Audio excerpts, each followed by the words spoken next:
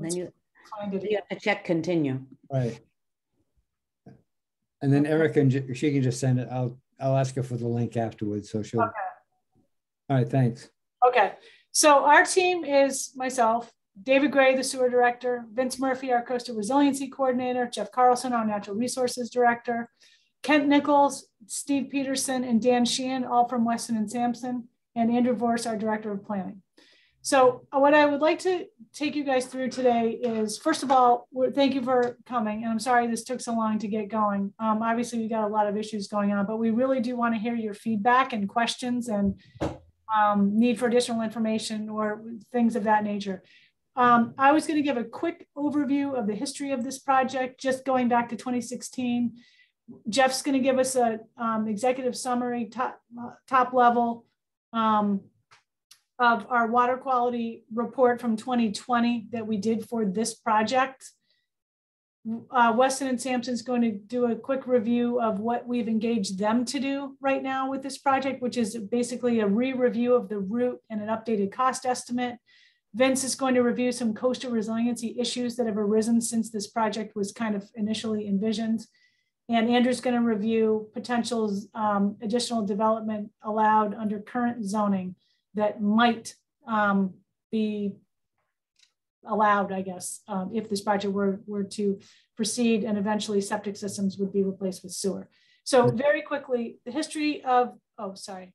I just wanted to say, first off, thank you and the department heads for taking time out. We know you guys are really busy because it's the summer, and even more so with the return of our beloved COVID stuff that's happening. And we made a commitment to our membership consisting of several hundred property owners to follow closely the plans of the town's project to extend sewer to Madaket. And given the anticipated amount of information that we think we'll hear today, our group is mostly going to be in a listening mode with some possible questions. And we'd like to, at the end, just get some links for today's presentation so we can review, digest, whatever, and then get back to everyone with comments or questions. We think over the years that the town and MCA has made great strides together to protect Madaket, and we look forward to continuing that effort. Great, Bill, thank you very much for that, that good comprehensive intro. We would ask, if possible, to hold questions till the end so we can get our information out on the table. If it's something just very quick, that's fine. Okay. So very quickly, the history of this project. This project, has been around for a while now in the comprehensive wastewater management plan, and especially with the, I believe it's 2014 update. Is 2014 right? Maybe it's not 2014. Yeah, I guess it is 2014. It seems like not that long ago, but it's a while ago. And subsequent to that, there was a scope developed for the project, and we had a different engineer at the time, Woodard and Curran, and the estimate at that time was about $80 million. The project was put before a special town meeting in 2016. It passed the special town meeting. It did not pass the subsequent election. After that, the select board sort of regrouped a few months later and decided that we should do a study to examine what other ways might lead to improved water quality in Madaket. So that process took a bit of time. We had to engage Michael Maynard. I'm just going to mute you for a second, or if you could mute. Sorry, I'll mute myself. Okay. It's just sometimes we always ask people to mute if they're not talking, only because sometimes there's weird background noise and little squeaky types of things that happen. So but then just don't forget to unmute when you want to say something. In any event, it did take us a while to engage SMAST. I think even they would admit they're not the most immediately responsive of groups. And we finally were able to engage them. They did the study. It was, again, a more time than we thought it was going to be. We got the study, I think, at the end of 2019, early 2020. And then as we were getting ready to start sort of hashing through it and meet with you all, the COVID came along and ruined everything. So now we're trying to bring it back. And we've engaged Weston and Sampson to, as I said, re-review the route and the updated costs. So that's just a little bit of history. And since we have the water quality report now, it is posted online. Jeff's going to give us a quick overview of it. Jeff. All right, good afternoon, everyone. To try to make this a little easier, I'm going to try to share one of my other screens. I know this always is a little bit dicey, but we'll see what we can do, and hopefully we'll get it there. So can everyone see that? All right. So just to quickly update everyone again, and just to kind of define the parameters for what we're talking about when we talk about the Madaket Harbor watershed. It also includes Long Pond, and as you can see by the red line around the screen, it does get back quite a way past the landfill, and then all the way up very close to the Barrett Farm Road, Madaket Road intersection to the east, and then all the way out through Smiths Point and Eel Point on the other side.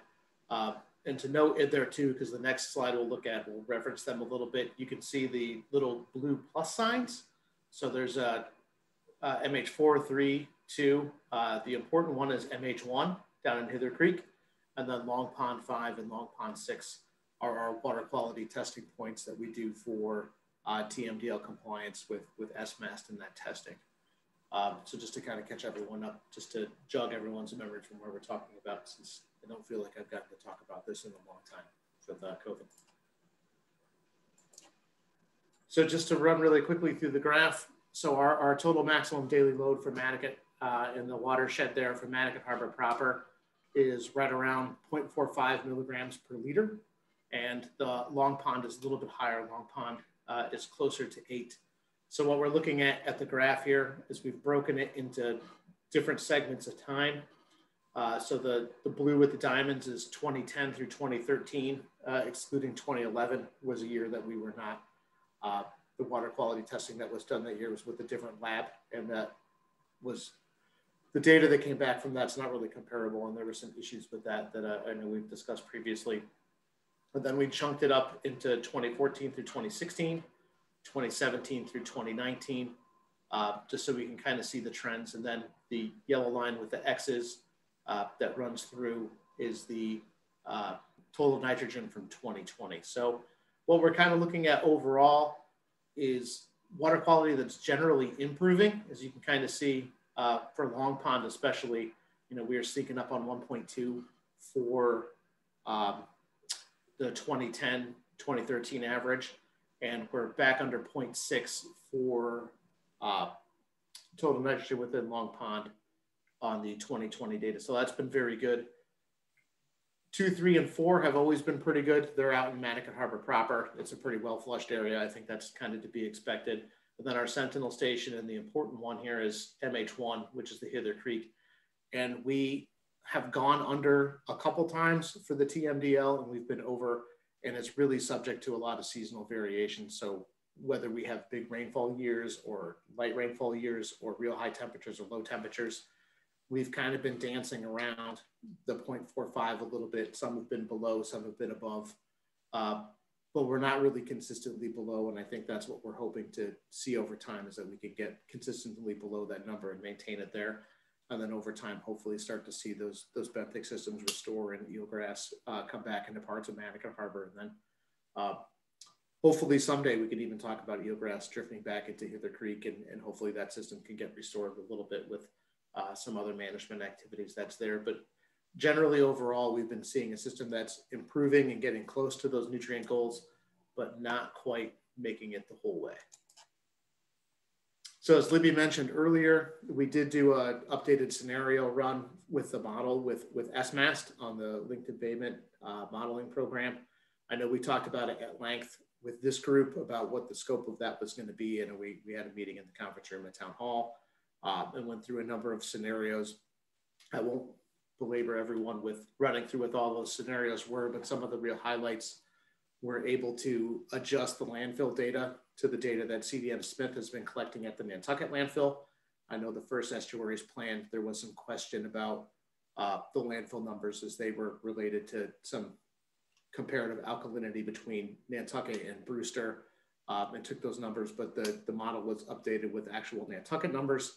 To address that, we looked at a combination of innovative alternative septic systems, Just updating land use, we looked at a pretty extensive aquaculture scenario that despite our thought that the amount of aquaculture we were talking about just isn't really feasible or permissible for Madaket Harbor, but wanted to kind of kick the tires on that at least. And then we also looked at a dredging scenario for Hither Creek in particular, and kind of a combination. The thing that the study showed at the end of the day is that even selecting one of those or a combination of those, we can't consistently make that 0.45 number that we're looking to do without extensive wastewater management above what's there. So I think that's what led us back to, you know, at least wanting to talk about the potential of doing sewering back out in Madaket. Is wastewater is the largest contributor to the watershed as in a totality for those nitrogen inputs and trying to address those. So that's kind of where we are from that report and the 2020 water quality data. I know Libby said we take questions at the end, so if people have those, please hold on to those. And I know at an upcoming select board meeting in August, I know we'll be giving a much more extensive report on 2020 water quality as a whole. And we'll be talking about Madaket a little bit more in length then, but I wanted to make sure we had ample time for everyone else today and to get your questions out there. So I think for that quick water quality update, I think that's it for me. Thank you, Jeff. And just so everybody knows, this water quality update that Jeff mentioned, the overall for Nantucket and Madaket, is this coming Wednesday, a week from today, August 4th. And by the way, late breaking news, it looks like that is going to be a remote only meeting in light of recent COVID issues. So just FYI. All right, Weston and Sampson, re-review status of the, or review, the re-review of the route and updated cost. Libby, I'm going to start that off, but if you would give Steve the opportunity to share, he has our map that he can share, at least our draft map. So thank you, folks that don't know me. I'm Kent Nichols with Weston and Sampson. My team has been doing a lot of work with David in the town on various sewer department projects for the past couple of years. Our goal when we took over this particular assignment was to kind of bring information up to date. It is interesting, as Libby mentioned, how quickly time goes by, and pretty hard to believe that it's been, you know, 5+ years since any planning was really done on this thing. The original kind of basis of how this layout was prepared and the information for costing purposes really dates back to like that 2014 report. And because of that, you know, we're now 7 and counting years down the road, and it is definitely time to update some information. Our scope basically is extremely limited at this point in time because town obviously doesn't have a final decision on what direction that they want to go. So what we've been asked to do is to look at the effectiveness of the sewer layout that was put together originally, which was very schematic for the area, the way that we will route that system to a pump station, and the way we will then route the flows from that pump station back over to the central part of the island to get the flows to the Surfside wastewater treatment facility out at the end of South Shore Road. And obviously, as part of confirming all those things, our goal is to also make sure that we've, you know, kind of taken stock of all the different project components to the degree that we can come up with an opinion of what the cost of implementing that project would be. The good news is we've had in the past several years, we've had some experience that will contribute to us being able to hopefully zero in on those pieces of information that we need to make this project happen pretty easily. The big one being we completed the Shimo project, which was the first big major sewer extension project that came out of the Comprehensive Wastewater Management Plan. That project was completed almost 2 years ago now, and is in service. We learned a lot about the costs and the implementation issues associated with that. We've also worked with the sewer department on a couple of additional projects since. And subsequent to that, we also put together a sewer master plan. And the sewer master plan looked at things like housing projections and how much flow we should expect to see from various areas, as well as how each of the service areas that were proposed in the CWMP really fit together to allow the town to have a pretty decent plan on what pipelines to put where and when as the system is built out. All of that basically has laid the groundwork for us to kind of put together a kind of what I will call a revised simple layout of the service area for the Madaket and Warren's Landing areas. And as I said, right now we've continued to base that on what was put together for the comprehensive wastewater management plan with some minor tweaks. And essentially that's, you know, what is reflected on the figure that you see here that Steve has been working with. Our current activity is really limited to just reconfirming pipe sizes, service area location, and obviously routing of pipelines as we go. And that will allow us, as I said, to hopefully come up with a much better refined cost number as we conclude our work. We do expect to be done with our small phase of work here sometime in the next month or two, and that will be another data point that the town will have at their disposal. So that's it. Great, Ken, thank you very much. We'll take questions at the end if folks have them. So. Vince, quick update on some coastal resiliency issues that have arisen since 2016. Great, thanks, Libby. Hopefully you can hear me okay. Yep. I'm just going to try sharing a screen just to outline one thing super quick. This, can everyone see this okay? Okay, seeing heads nodding. So basically I'm looking at what a few feet of sea level rise might do to a few key areas in particular, particularly around First and Second Bridge at the two culverts at the Gut and again at Madaket Ditch area. So the NOAA data uses the year 2000 as a base year. So we're about 21 years on from that. And if we just use the intermediate high scenario, kind of a middle of the road scenario, you can see that sometime around the 2060s, maybe 2070s is when you start seeing impacts onto the existing road network. There will have to be some modification to the road network. And as we know, the previous images showed that the routing corridor for this follows the road network. So keeping it as part of the road network it is somewhat advisable, partly so that whatever works or maintenance is needed over time, it can be in an area that's accessible and easy to work on, because there's going to be some recommendation, likely, not guaranteed, but likely in the coastal resilience plan to increase the level of these roads in a minor fashion to keep pace with sea level rise. We're not talking feet, we're talking inches per decade to a foot every decade or two, just to keep pace with sea level rise, to keep these roads usable. And because the sewer network goes within this network, it would be advisable to keep that in alignment. Then the only other minor issue to bear in mind is that we have an erosion issue in the Madaket area, no secret in that, and there's going to have to be some minor retreat of of the sewer network over time. But it is only minor. That's my lot. Thanks, Vince. And so these are all things that are going to need to be taken into consideration with respect to the route and the timing and other projects that might need to happen concurrently or not. So there's a lot to it. Andrew, you want to give us a quick overview of current zoning and what is and isn't allowed if we were able to sewer the area?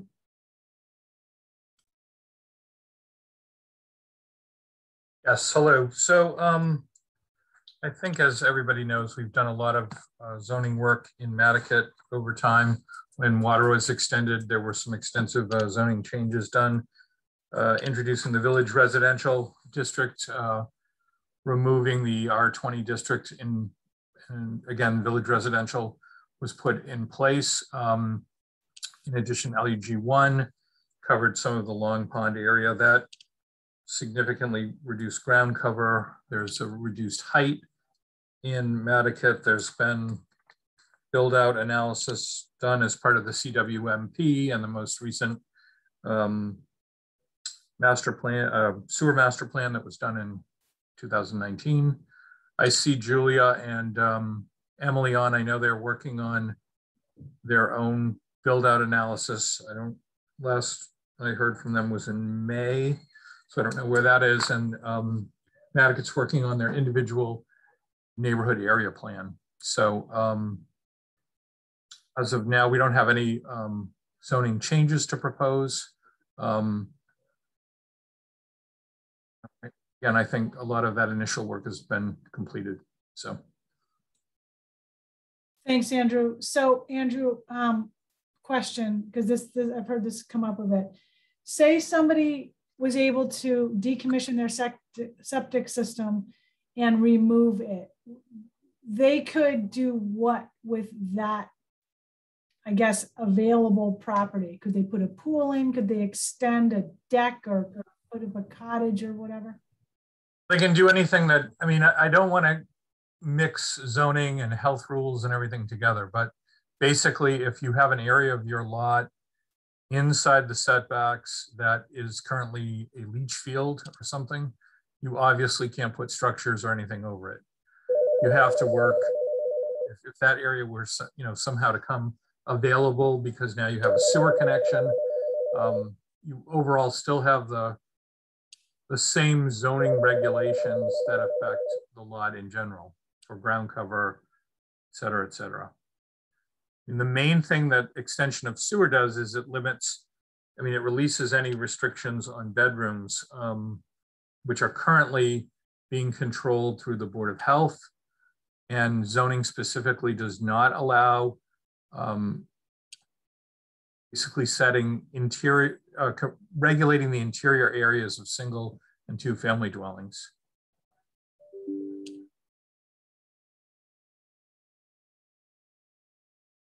So that's about it for me now. Thank you very much. I think that is basically what the information we wanted to give you all. So let's hear questions from you. And I don't know if there's an orderly way to do this. So maybe, Bill, maybe we start with you, and then I guess people could raise their hand. Yeah, sure. We sort of like gathered topics or the people we're going to be asking about. Emily's got hers as it relates to the work that she's championing. Julie has some questions on timing. Michael's got some questions. So with the idea that they're going to keep them brief, so we can get everybody in to get the questions out there. And I guess just from the luck of the draw, the way that folks are set up on my screen,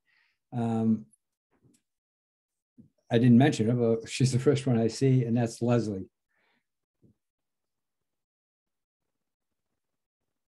After she unmuted, there she goes. I think I'm unmuted now. I would, Andrew, at the tail end, you mentioned that there is a Board of Health regulation. It's number 51 in Madaket that requires 10,000 square feet of land for every bedroom. And while we understand that zoning with sewer is not planned to change at all, the reality is that that Board of Health regulation is the governor for development in Madaket. So if you have a 3-bedroom septic and you already have 3 or 4 bedrooms, the likelihood of you taking up all the ground cover or moving towards your setback is not very great if you can't also have a bedroom. We're watching Monomoy very carefully because Monomoy used to have its regulation, Board of Health regulation, similar to Madaket's, and now no longer does. And it is experiencing a building boom. So in order to support this, we want to start having deeper discussions and are paying for this build out analysis and working on our Madaket area plan in order to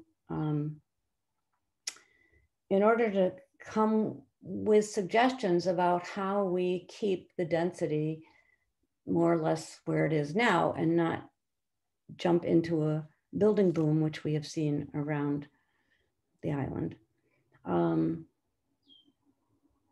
I don't, I'm not a planning specialist, and we will be coming to you when we have this study done, and would like to work with you as we did in the past when we put the village height village height Overlay. the EHOD, but I know it's overlay district in, Yeah. and when we changed the setbacks we put in a VR, a restriction for pools in the VR that required a zoning board of appeals.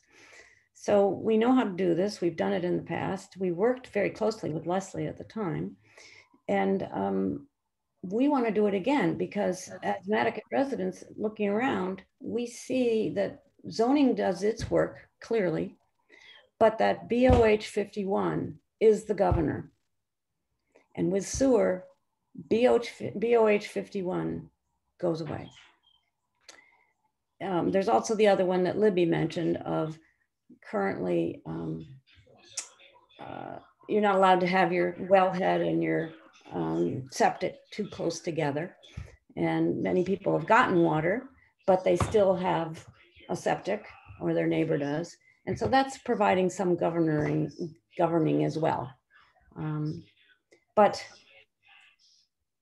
there's got to be a way to do this, because then, as we relate this to Vince and coastal resiliency, those Arcadis people, I mean, they're talking about regular inundation, regular flooding, and that this study they're doing will help us understand where to promote growth, where to discourage growth, and where to perhaps retreat.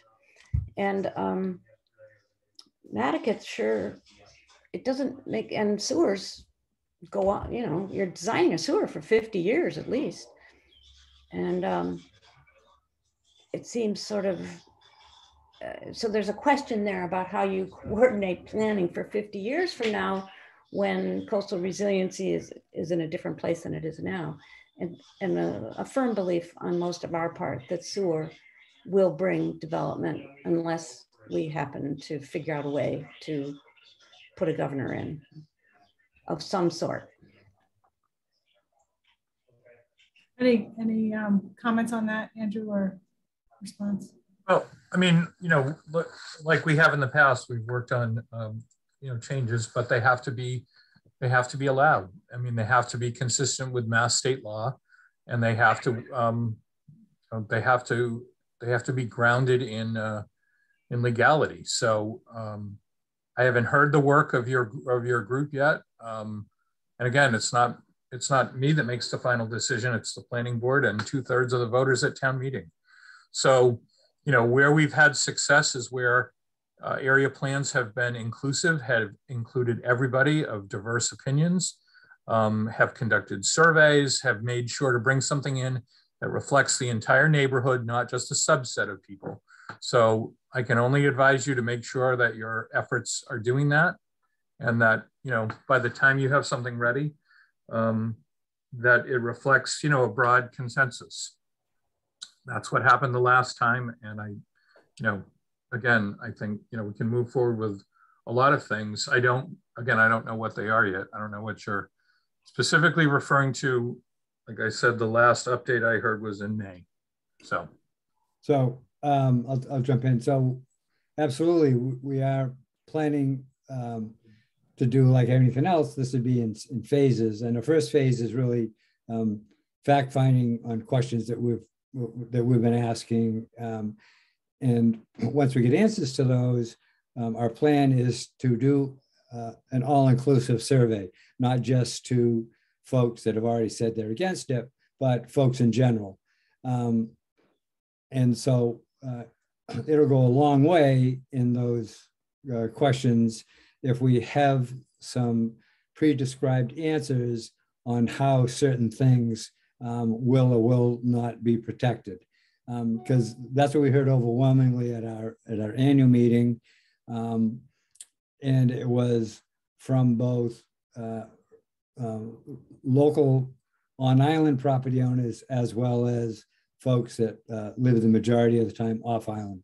So we absolutely have always strived to present all the information, regardless of how our board feels. We feel it's our duty to get it out there. And then we certainly intend to share those results and go forward with that. The next one I see is Emily. Hi, everyone. Thanks for that presentation.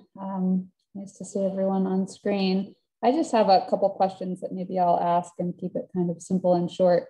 One is sort of infrastructure related, more for the engineers, and the others for Jeff. So maybe since we were talking a little bit about infrastructure more recently, I guess I'm interested from the Weston and Sampson folks and/or David, just to sort of confirm what Leslie had said about life expectancy for the infrastructure that's being proposed for out here. And then also just in relation to the points that Vince brought up around the resilience and some of the coastal concerns moving forward, how looking at the potential for flooding and erosion in some of those areas, how that impacts the not only proposed route, but just infrastructure and design choices in general that you're making. So I would go to Kent, I guess, about the life expectancy. And you might even speak to the coastal issues too, but I would say just one thing that we've discussed so far, and I think we're a little ways off from figuring out exactly what design would be with respect to coastal resiliency. But for example, at the culverts, that would most likely be a raising of the road. And whether or not that is done in conjunction with sewer remains to be seen. There are kind of varying opinions, I think, about whether or not that would be a concurrent project, putting sewer and raising the road at the same time. That might be different projects entirely. We've looked a bit and had some, I don't even know if I would call it detailed discussion, but in light of the coastal resilience issues, we've looked at alternative routes. And we're looking at options. Going down Red Barn Road, Barrett Farm, Red Farm, that Red Barn over Massasoit Bridge is something we've looked at. Whether or not we would actually run a sewer line down there needs a lot of costing and a lot of review as to what permitting would be required, what it would take to do that. That's a longer route, I think. And it's more complicated, and we don't own all the right of way, so there's another cost there. So those are just, there's a lot of considerations that we have to sort of chase down, but it's a good question because people should know what, we want it to be understood that we're looking at, all the options we can think of to deal with the coastal resiliency issues. Kent, oh, sorry. Sure. Let's go to Kent and then, or Jeff, do you want to say something first? I'll wait for Kent to go and I might add on to what he's going to say. Okay. Great. Yeah, those are really good questions, Emily. So the first thing is life expectancy. Life expectancy for infrastructure tends to vary based on the methodologies we use to build and what we're building. I would say the primary thing that we're going to invest in if we do a sewer system out in the Madaket area is pipeline. Pipeline tends to have a pretty long life expectancy. It's not perfect. It's not something you can put in and not maintain. You do have to do some maintenance of it over time. But for certain, we expect a full 50-year life expectancy for most piping systems we would put in. And in practice, we find significantly longer. David will be the first one to tell you that there's pipes downtown that are probably 120 years old now that are still in service. And frankly, we're frustrated with some of them, but some of them are actually fully functional and just as good as the day they went in. So there is definitely a long life expectancy on those things. There is an operability issue. Any equipment that is needed to transmit flow, in this case, almost all the flow would be pumped. So pumping systems tend to wear over time because they run constantly. So we typically use a projected life expectancy of something more like 20 years for mechanical equipment. And after 20 years, most of that equipment gets refit. It doesn't get completely replaced, but certainly parts get replaced. And there are a lot of maintenance activities that have to happen even over that 20-year period. So there's a little bit of a variation. And then the last thing is, to the degree that we may build, at least the one main pump station is in thought right now. That main pump station will likely have some concrete structures. Those concrete structures in practice probably will have in excess of an 80-year life, which is one of the reasons we tend to look, when we look at structures, we tend to look a little further down the resiliency and sea level and storm impact projections, which kind of links into the second part of your question. We absolutely look at those things when we do the system design. I would say a couple of things that are a little different for infrastructure or piping systems. The first thing is the basic rise in sea level. If we have areas where the groundwater levels are going to go up from where they are now, for the types of systems we're putting in, our systems are already designed to be watertight. So those don't tend to have much of an impact on us on an average basis. What does impact us a little bit more is the potential susceptibility to impacts from significant storms. And that's really the big thing that kind of wraps back into resiliency for projects like this. What that will do is it will drive us to probably bury the pipes a little deeper in places where we think they're susceptible, potentially armor them with some additional stone around them and other systems to protect them at times. And as Libby mentioned, when we do things like cross the culverts, we likely will not hang them up off the culverts if they're susceptible, but probably bury them pretty deep and put them in casings so that they can be protected further. It's pretty good history of technical approaches to planning for resilient systems.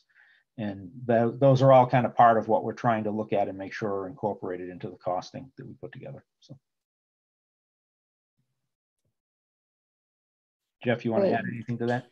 Yeah, I was just going to add briefly, kind of one of the things we've been talking about too with any installation and even a part of the design. And if Kent wants to elaborate on this a bit more, he can, is we've also included in our discussion ways, especially for the areas closer to the coast, to have some level of measured retreat and, you know, valves and shutoffs along the way. So obviously if there's an erosion event or something happens, there's ways to isolate parts of the system and have it essentially in smaller groups that can be controlled. I think the last thing anyone wants is some sort of, you know, break or failure where you can't isolate a portion of it.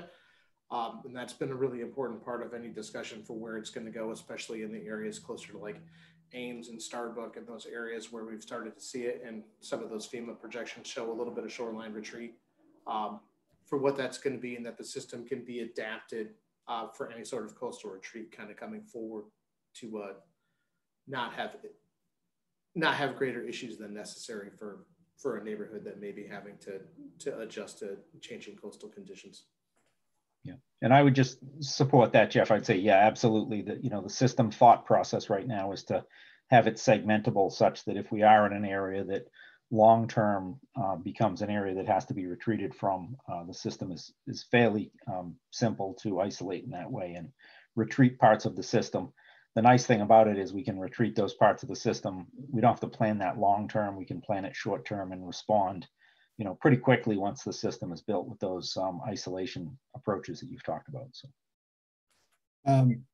three of the questions that we heard at the annual meeting when we talked with this about the folks in attendance.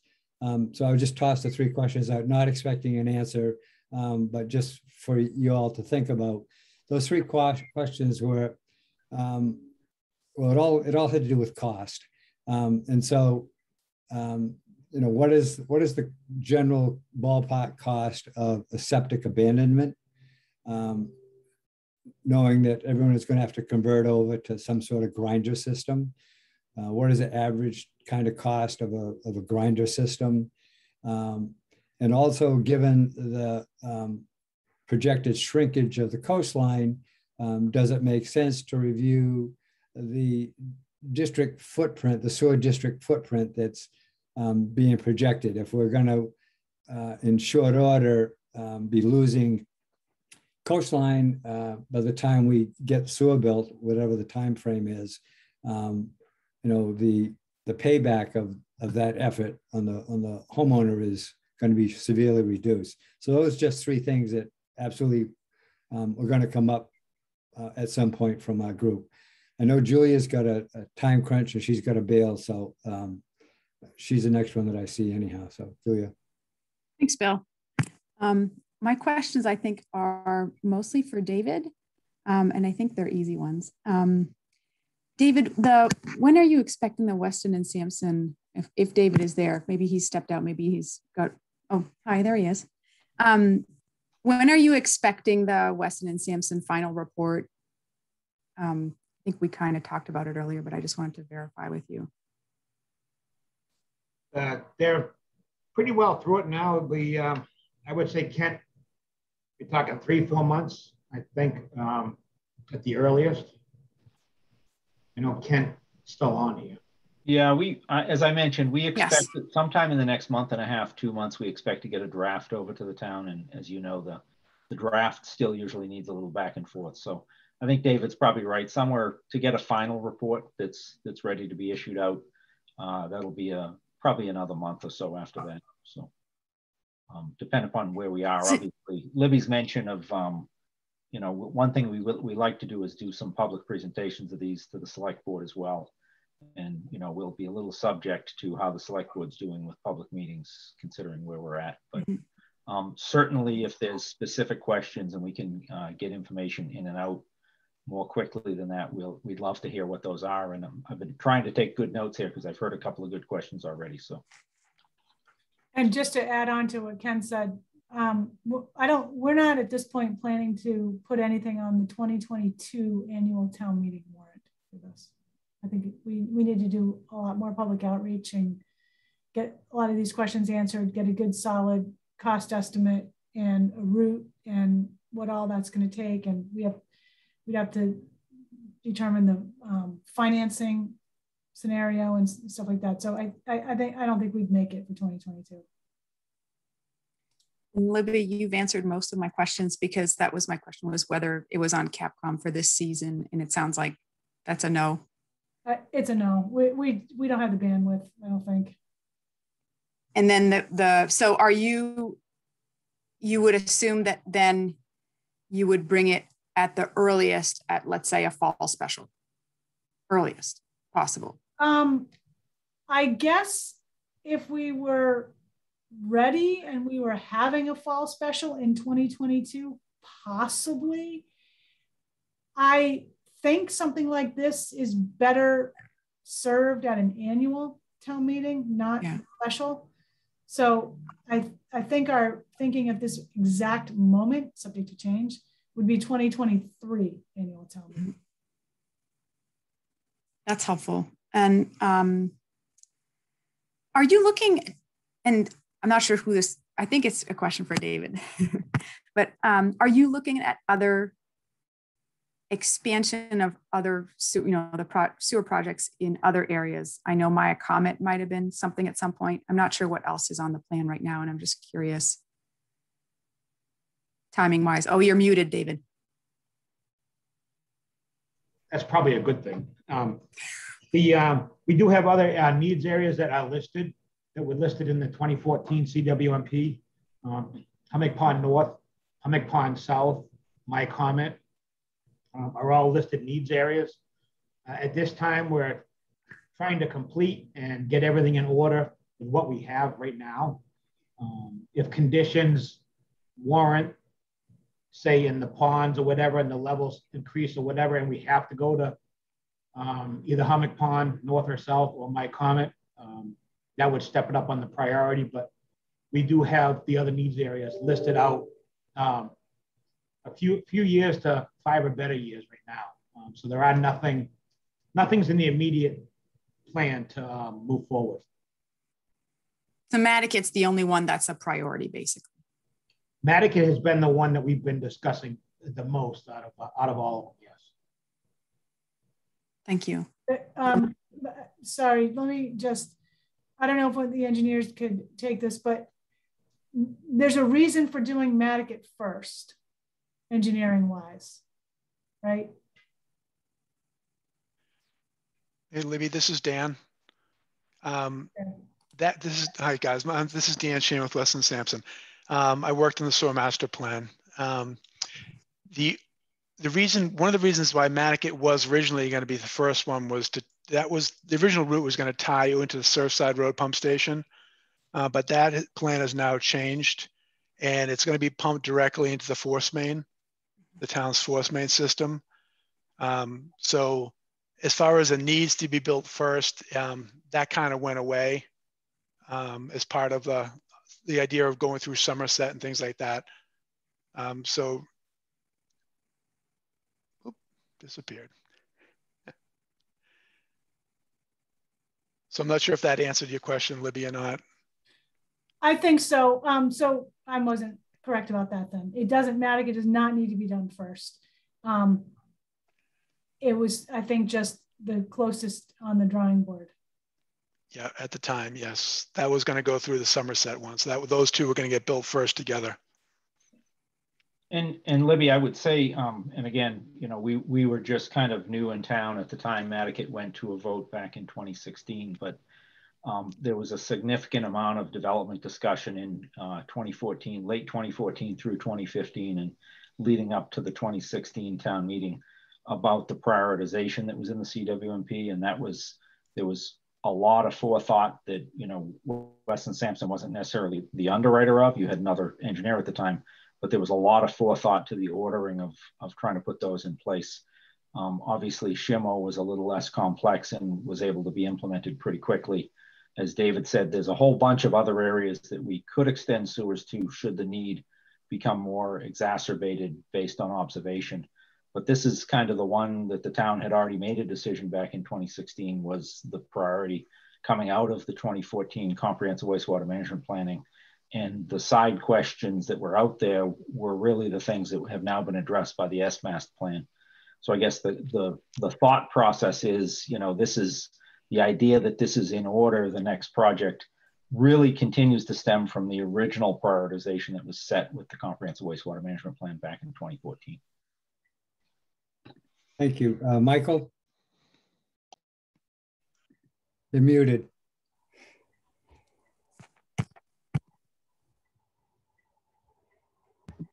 Sorry, I saw Bruce's hand up. That's why I was demurring. Several questions. Are there? We saw a quick look at the sewer layout, the kind of plan. I realize it's very preliminary. Do you envision, because of concerns about coastal resiliency, any areas that you don't feel you're going to be able to sewer? It's going to be too risky or too high cost, and if so, how is that managed? Those properties. So Libby, I'll try to take this, and Dan might be the best one to help answer this too, or Dan and Steve. There are a number of areas that were, as the needs area was developed, were always kind of envisioned to be a little too far out, and where the retreat is so quickly ongoing that it's really not going to become part of the sewer extension area.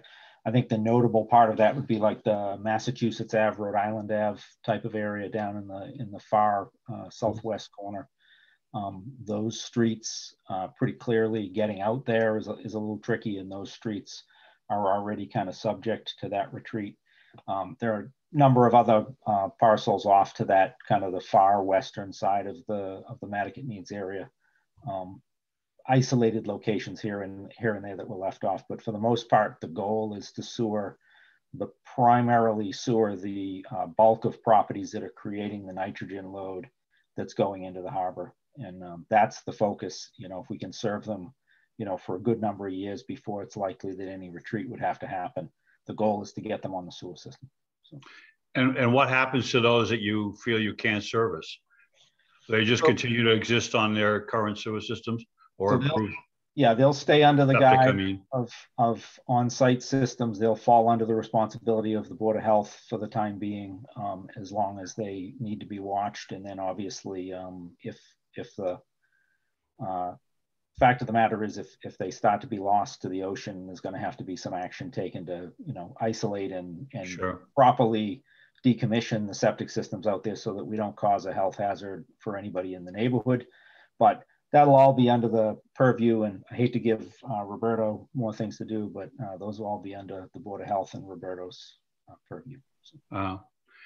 Next question is kind of a chicken and egg question, and I'm not sure this is Andrew or Libby, but as has been discussed, the density issue is largely driven today by health regulations, separation, of wells and septic capacity and so forth. Density issues could change dramatically with sewer in place. And we're doing density build-out studies. The town has done one, and Madaket is working with land councils to do another one. How do we, what's the order? I would think before Madaket population would be highly supportive of the sewer system coming in, would want to know that there's zoning in place to protect kind of unwarranted or unregulated development out there. But if it turned out, I guess the question, from my sense from a presentation we heard to the Madaket annual meeting, was that the sewer at this point is a given. It will happen.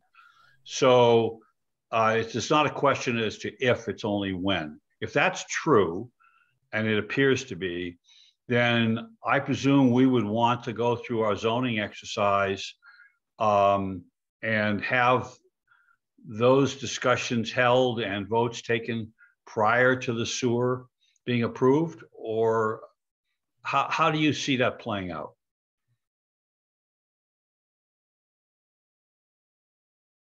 Want me to answer that?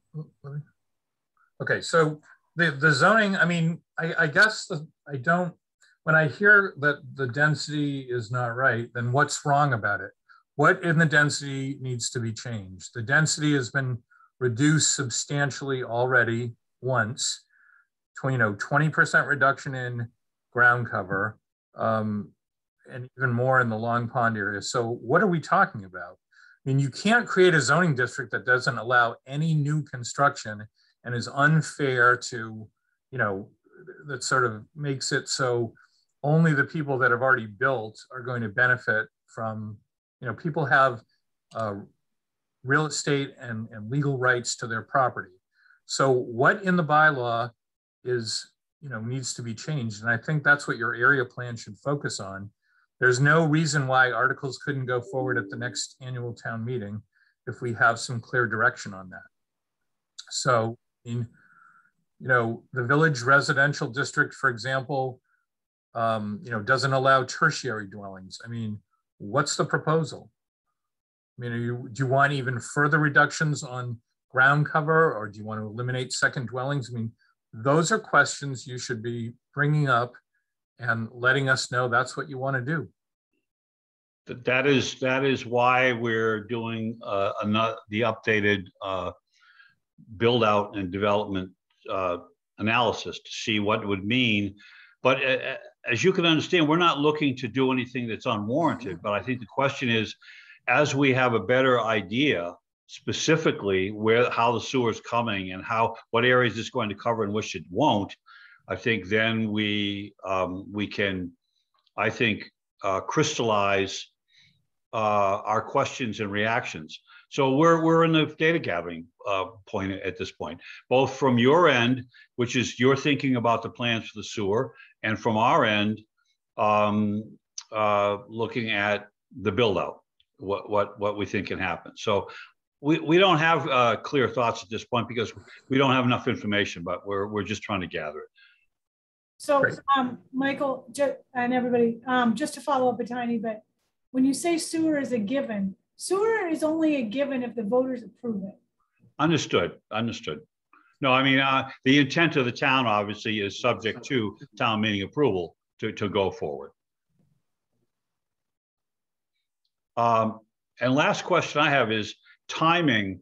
What's with what you know now, the scope of this job, once let's assume for the moment, it has passed town meeting, the financing has been approved.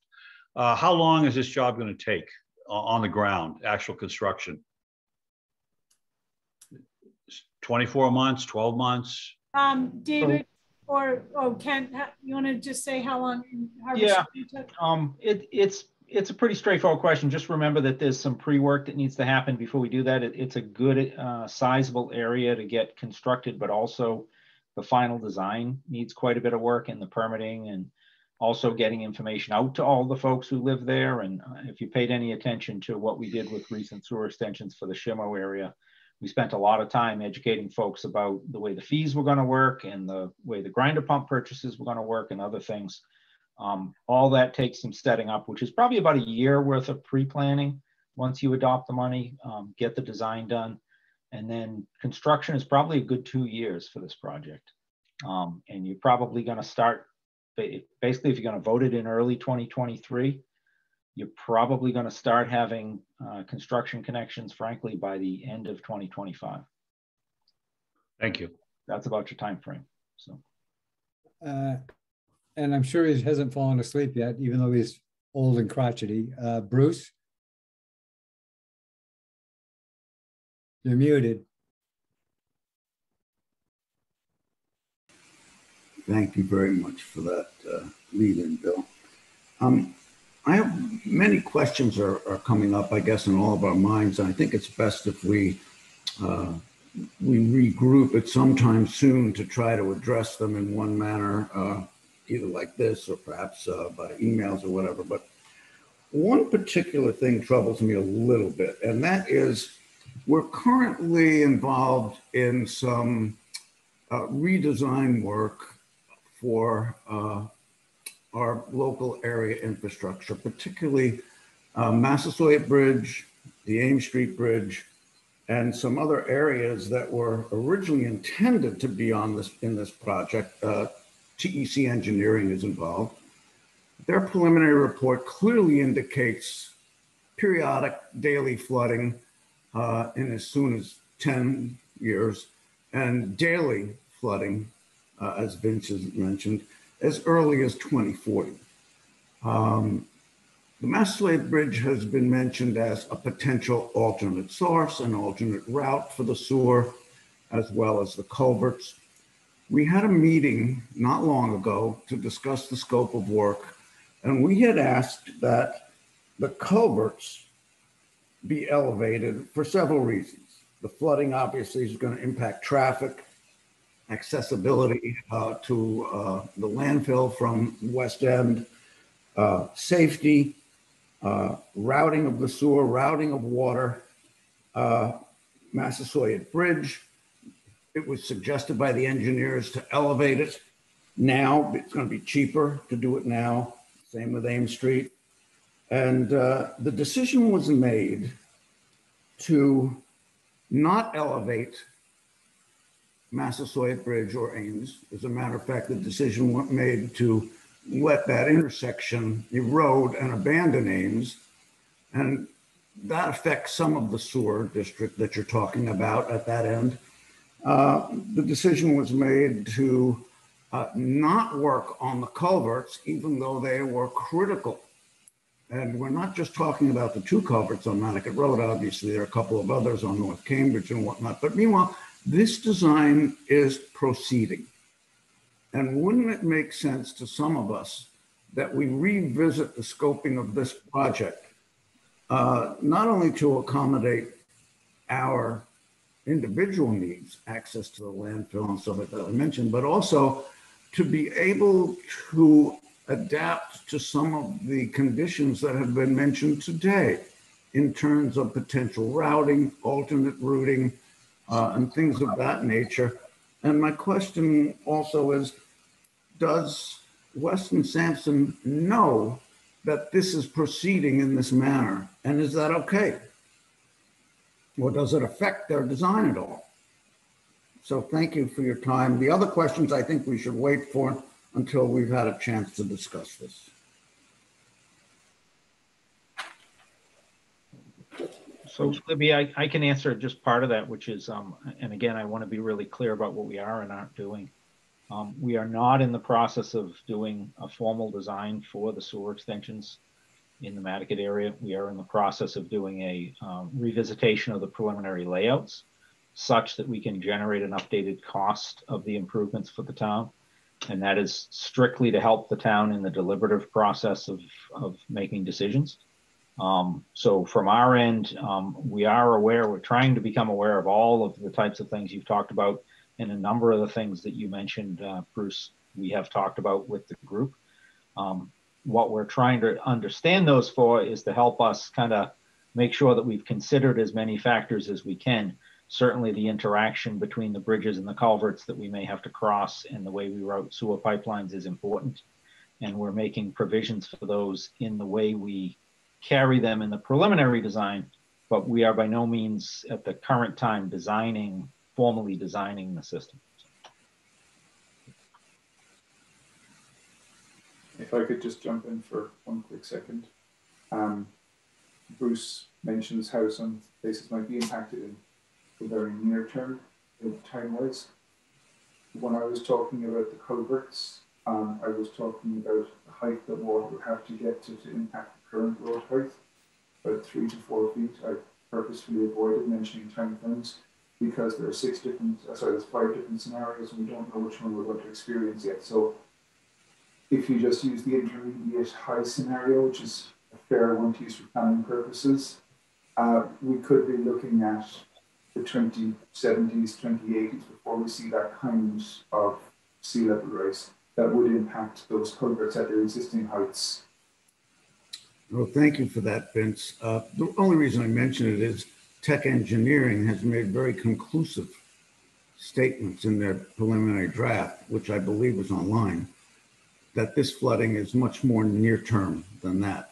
The occasional daily and then the actual daily flooding. So while I accept what you're saying, as this is, in your vision, it's more of a longer term issue, but that longer term is within the lifespan of this proposed sewer district and this sewer construction. And we have a bit of a conflicting engineering outlook on the analysis of the flooding. And my question, my concern is that it's nice to plan for the long term and blow off these short-term projections, but I'd like a little more comfort that these considerations, for example, from Tech Engineering have been reviewed, and either it's okay that we have decided to go against Tech Engineering's recommendations, or that perhaps we should revisit them before that work moves forward, because the work on those bridges and the culverts, some of which is being delayed and some of which is proceeding, I think will affect the work that Weston Sampson is going to do in the near future when they move to their next phases. So that's the reason I brought it up. And I think it's important that we understand that this is not something that, oh, that's a very nice prediction, but will look like in somebody else's lifetime. I'm talking about for me, anyway. Thanks, Bruce. Leslie's got her hand up with a quick question, but before she pops up here, we got one quick question. I guess it would be to David. The sewer, is it projected, is it your thought that the current district will be all within town-owned roadways? Is there going to be easements needed for private roads? And also, I know you generally like to have with sewer goes water or with water goes sewer. So that was yet another question that came up at our meeting was, if a road is opened up to bring sewer down, is water gonna follow along? And then obviously the other question is tie-in timeframes and all of that we talked about previously. So that's just a question that obviously is gonna reoccur as we go forward. Leslie? Want me to answer a little bit of that, Bill, first? I can. If you could, yeah. Most everything that we will try to do will be within town-owned roadways. However, there are quite a few private roads in Madaket, as we did also encounter in the Schimmer project. Part of the planning for the year or so before was getting easements and everything for those private roads, which we would also do for this project. As myself and Mark work very closely together, as do we with DPW, any roadways that we go down, we will also include in our scope and our investigations, is there water down there already or not? Is there any stormwater issues that need to be addressed? we will encompass the whole gamut of town infrastructure wherever we go. I know Midland, I think Midland and a few other places just had water go down through there. So water does go to quite a few areas already, but we would work very closely with the water company to do water and sewer at the same time. Thank you. Bruce won't toot his own horn, but he's the main reason water did make it down Midland, because it's all private. And it was quite a job to get the easements. And one would hope when that time comes that some of the town departments work better together to help that process. He ran into multiple roadblocks with wrong forms, wrong information, and it quite honestly left a sour taste in a lot of people's minds on giving easements to the town. So just a heads up that you will get some pushback on that. Leslie? I want to go back to learning that the priority for Madaket is based on old thinking, and it doesn't have to be the priority, leads me to a question. This whole thing began with the Massachusetts Estuary Project, which set TMDLs for various embayments across the island. And so we have our TMDL, which is from MH1. We've been pretty close to meeting it for a long time. And we're not, as Jeff said, we're not consistent, but a lot has happened that has moved it along. And in fact, in the report, the summary report and whatever, Madaket and Long Pond are doing better than Madaket and Hummock, who are two other needs areas you mentioned. So, and the report itself from the SMAS people, the remedial action that is indicated is landfill remediation. And they say quite clearly in that report that the reduction in, or the reduction in nitrogen, getting us close to the TMDL, sometimes meeting it, can be directly tied to the landfill remediation that's been underway, was underway. And they know that because of the timing that is associated between those things. At least I assume that's it. I mean, that's what their report says. We are no longer remediating the landfill, to my knowledge. And indeed, the leaf and yard waste, I don't know. I mean, it's a high art here on Nantucket to do your lawn and your hedges and your gardens. And some of us still do our own and take the stuff down behind the dump. And that is, it's at least 40, 50 feet tall on bare ground next to Long Pond. There's a lot of nitrogen in that stuff. So one wonders, of course, that was not the landfill remediation that was going on. One wonders whether, what's going to happen with the landfill? What is the towns for the landfill? That is another way to get to the TMDL. I know there was a modeling done by Brian Howes and crew, but their own report says landfill remediation. What is the plan for landfill remediation as a way to help getting to the TMDL? Jeff, do you want to say anything about that? Do you want to say anything about that? That to me? Yeah. Oh, sorry, I just didn't hear you. Yeah, I hear what you're saying, Leslie, and I know we've looked at it pretty extensively and looked at that landfill remediation. I'm not necessarily going to speak directly to the the management activities at the landfill because it's not something that I'm 100% familiar with. But I do know that when we looked at it again and even further remediation of that landfill, we didn't consistently make that number through that updated model and using the Nantucket data. And I think that was part of the concern in looking at it again, and then to kind of compare it to the other areas. And I 100% hear you when we talk about areas like Madaket and Hummock. We have other management options available to us at places like Madaket and Hummock that just aren't feasible options for Madaket Harbor and those things for consistent number of returns. So just for example, at my comment, you know, we can really look at, you know, alternative means where we're really looking at a system that's not necessarily is limited by nitrogen, but looking at something that's more limited by phosphorus for the freshwater pond that is. And we have options there to look at, like an alum treatment, or I even know we're pretty seriously looking at, you know, doing a complete dredging of Madaket Pond. It's a pretty small water body, and that's, well, not the cheapest option, is also something that is much more feasible than trying to do, you know, Long Pond and Hither Creek and, you know, portions of the harbor. Kind of in the short term to buy more time to get those other areas addressed. So I think it's kind of a combination. And then I know, you know, I wish Roberto was on the call, because he would definitely provide a little bit more information on this than what I have. I know there are other concerns to the, you know, to the water quality and groundwater quality in Madaket that are outside of just strictly nitrogen management, that I know from a health perspective they're concerned about, especially for people that are on wells, and making sure that, you know, those things can get taken care of. But I'm sure he'll be on whatever next discussion we have to speak to those a little bit further. But I know it's a more involved discussion for wastewater management than just simply managing, you know, that nutrient input into the surface water bodies. I wish I could blame my lack of memory on COVID, but I think it's just because I'm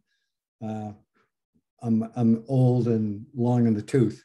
So every so often something pops in my head here. And one of the things that also we talked about at the annual meeting was the TMDL readings in the creek and the harbor.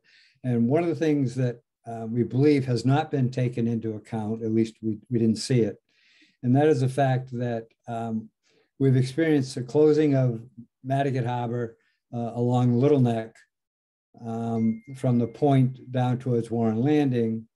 And given the fact there's only a couple of houses on Little Neck, we believe that that was closed by the state, as those in the know, and we'll need the state to open them.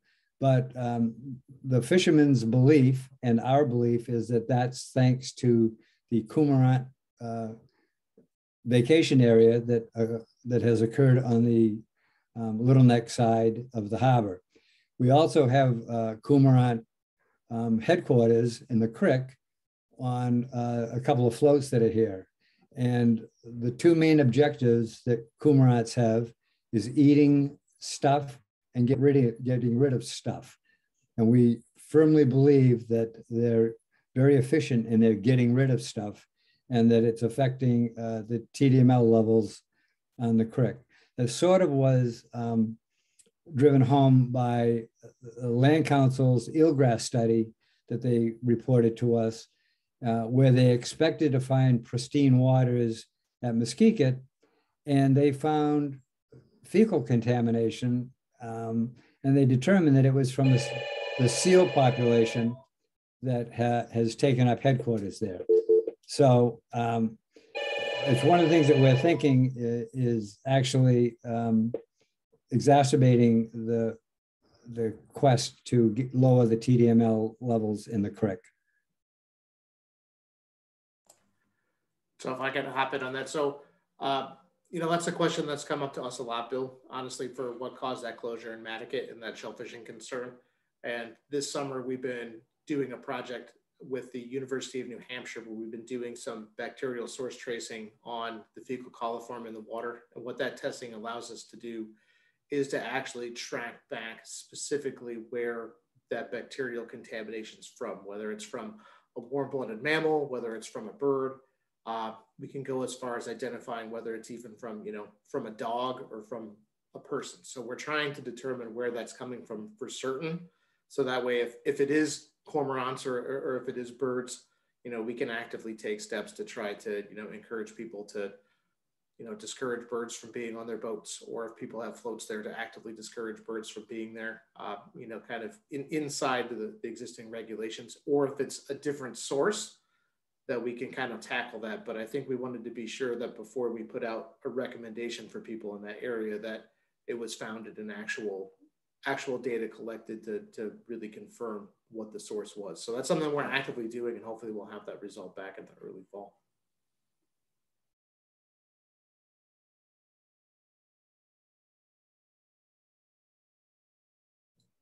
Sorry, I seem to have to unmute myself like 4 times before it takes. Bruce, and then I just want everybody to know I do have a meeting at 4. Okay, thank you. Okay, thank you. I'll be quick. For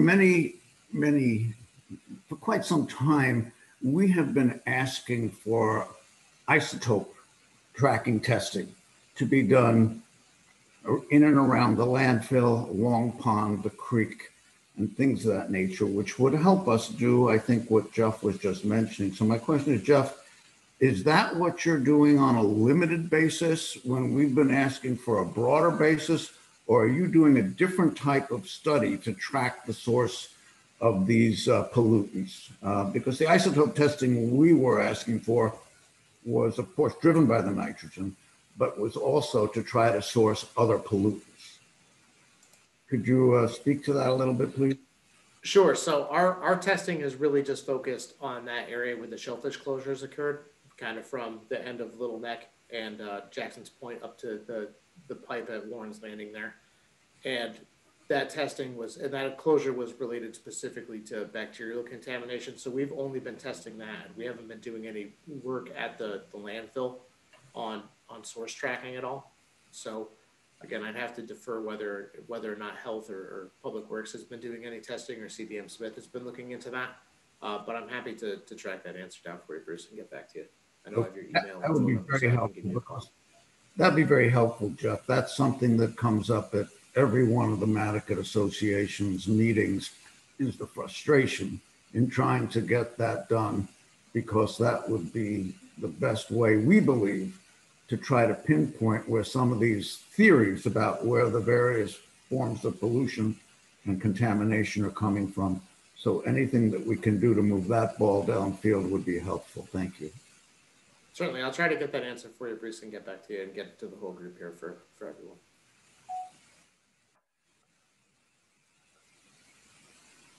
One more.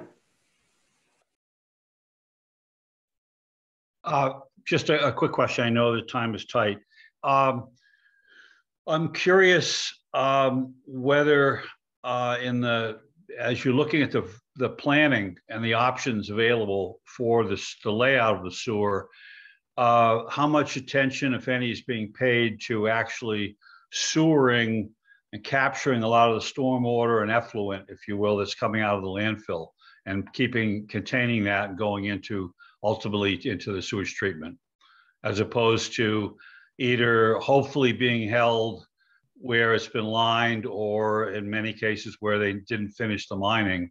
We know it's leaching into the soil below, and we worry either going into the pond or ultimately groundwater.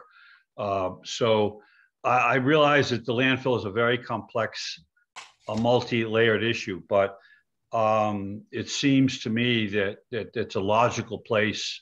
There should be a plan for structured drainage and capture a lot of the stormwater that goes into the landfill, capturing it and treating it, rather than letting it go down into the ground fill or into the pond. I think that may be something entirely separate from the sewage system. And I can certainly ask our consultant about that, since we don't have a DPW director right at the moment who would normally answer a question like that. But we can find out plans for there. I mean, there is testing that regularly occurs. What I would say though, Libby, I can offer, and David can back this up. To be clear, a significant amount of leachate from the landfill is currently being collected and transmitted to the wastewater treatment plant at Surfside and treated there. It is trucked on pretty much a daily basis, multiple trucks a day in a lot of cases. That leachate collection system has been in operation for quite a while, and that is a pretty serious component of some of the waste that we already treat down at the Surfside plant. This project wouldn't change that. The only thing is we may change that we may not truck it all. We may pump some of it. But that's what I was thinking about, because I know that it is being trucked now, but there's a lot of spillage and it goes over route and it's more traffic. It seems logical. We're going to put in a high capacity system. It would make sense to capture it that way. Yeah, it's actually going to help us a little bit because we can bleed it in a little more slowly. Right now, we have whole truckloads that go down to the plant. and that can cause an upset because of the intensity of some of that leachate. But for certain, leachate is a pretty big discussion point between the landfill folks and the wastewater folks dealing with the treatment plant. It's already going. And Thank you.